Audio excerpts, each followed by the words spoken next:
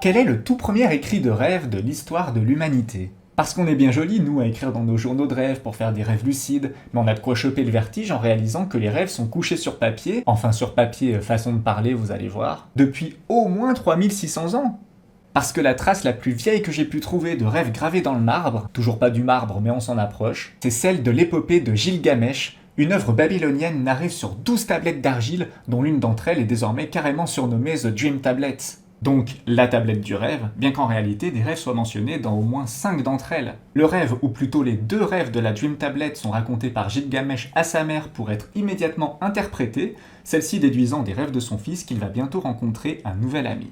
De ces tablettes, nous pouvons déduire 2 choses fascinantes. La première, c'est que l'analyse des rêves a toujours été une préoccupation humaine, puisque dans un autre passage encore, ils essayent de déduire d'un rêve s'il est un bon ou mauvais présage. Bien sûr que pour ma part, tout cela n'est intéressant qu'en tant que mythe, car pas du tout applicable raisonnablement de nos jours. Et la seconde chose, c'est que, avant même d'avoir ce texte, on avait déjà pour coutume de raconter les rêves oralement, puisque l'histoire raconte cela.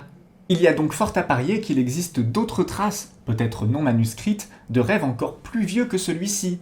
Et ça tombe bien, ça sera le thème d'une prochaine vidéo, alors si ça attire ta curiosité, n'hésite pas à t'abonner.